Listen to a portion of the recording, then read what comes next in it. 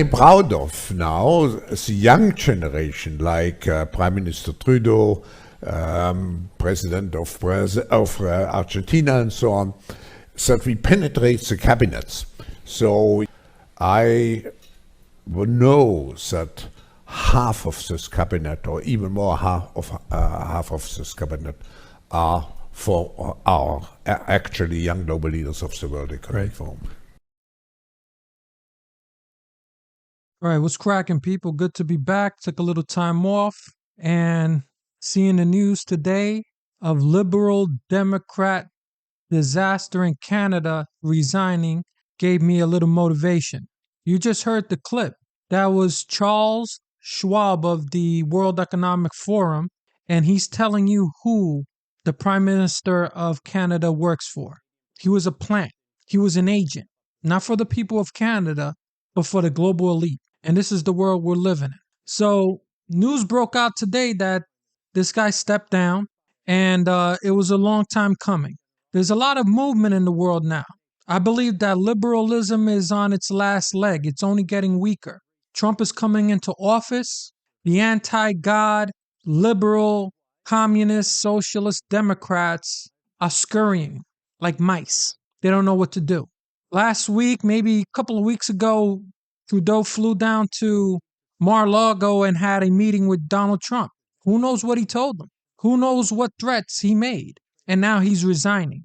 Listen, no one gives up power. The man is a young man. He's not sick. He's giving up power because he is a disaster. The ideology of hedonistic, anything goes liberalism is a disaster for the people and for the government itself. So let's take a look at some news clips and see what's going on in the world, and see what's going on with Mr. Trudeau. And I'll have some more notes on him. Let's take a look. We're seeing Canadian Prime Minister Justin Trudeau step up to the microphone now. Let's listen in. Bon matin. Every morning I've woken up as Prime Minister. I've been inspired by the resilience, the generosity, and the determination of Canadians. It is the driving force of every single day I have the privilege of serving in this office. That is why, since 2015, I've fought for this country, for you, to strengthen and grow the middle class. Why we rallied to support each other through the pandemic, to advance reconciliation, to defend free trade on this continent, to stand strong with Ukraine and our democracy, and to fight climate change and get our economy ready for the future. We are at a critical moment in the world. You all know I'm a fighter. Every bone in my body has always told me to fight because I care deeply about Canadians, I care deeply about this country, and I will always be motivated by what is in the best interest of Canadians. And the fact is, despite best efforts to work through it, Parliament has been paralyzed for months after what has been the longest session of a minority parliament in Canadian history. That's why this morning I advised the Governor-General that we need a new session of Parliament. She has granted this request, and the House will now be prorogued until March 24th. Over the holidays, I've also had a chance to reflect and have had long talks with my family about our future. Throughout the course of my career, any success I have personally achieved has been because of their support and with their encouragement. So last night over dinner, I told my kids about the decision that I'm sharing with you today. I intend to resign as party leader, as Prime Minister, after the party selects its next leader.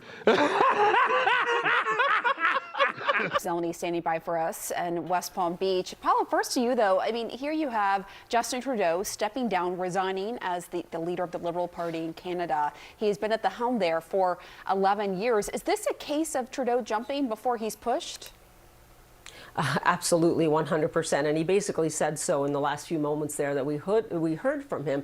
He said, look, I can't possibly fight what will be an incredibly difficult election campaign for a government that's almost a decade old if I have to continually fight these internal battles. Now, look, there have been a long list of scandals as well as some achievements that he outlined there. But again, so many members of his own government coming to him and saying, we don't believe that you can beat Conservative Party leader Pierre Poilievre in the next election, an election that has to be held by the end of the year. And Pam, as I've been saying all morning, stop me when this sounds familiar, this really leaves his party in a tough squeeze. The polls already indicate that they are more than 20 percentage points behind, and now they're going to have this succession battle, and it will be rough with a lot of different people putting their hat in the ring. In the meantime, you have President-elect Trump coming into office, I don't have to remind you, in 2 weeks, threatening 25% tariffs on all Canadian goods imported into the United States. It is a tall order by any stretch. He will stay to be a so-called caretaker prime minister, but also Parliament will not be sitting. And that'll be interesting because it means that no government business can basically get done. It's really just governing on an emergency basis, if you will. Again, a lot of moving parts here. I will add to all of this. Canada just assumed the G7 presidency at the beginning of 2025. G7 meeting supposed to happen in Alberta, Canada in June. A lot on the plate here. And the Prime Minister really putting a personal touch on this, saying that, look, I had a discussion with my 3 children at dinner last night, and that's when I made the decision, something we all know he did not want to do. There you go. You heard it. He did not want to step down. He jumped ship because he saw what was going to happen. The ship was sinking. There's a new sheriff in town. The Conservatives have the upper hand. Let me tell you something about this moist, limp-wristed Justin Trudeau. There is evidence that this guy's he's actually the love child of Fidel Castro, which makes a lot of sense. And I'm showing the pictures of the side-by-side of his true father. The Prime Minister of Canada, his mother was, let's say in a respectful way, a very loose woman.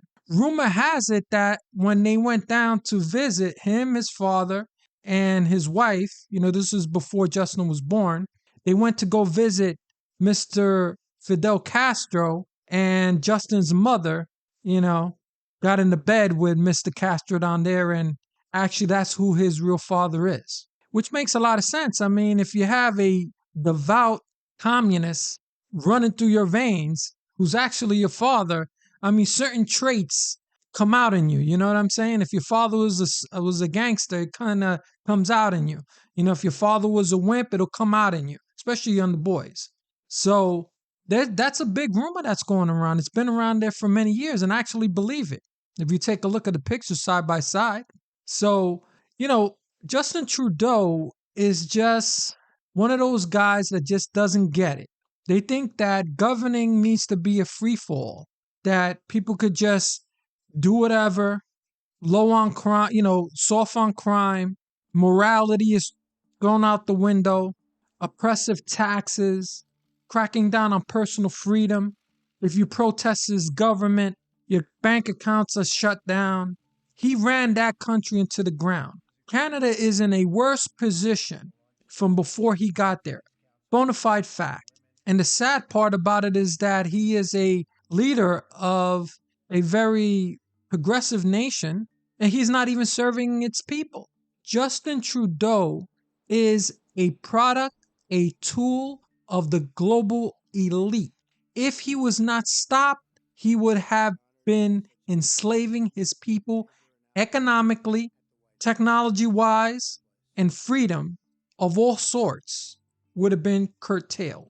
Under his prime ministership, Canadians have basically lost the right to bear arms.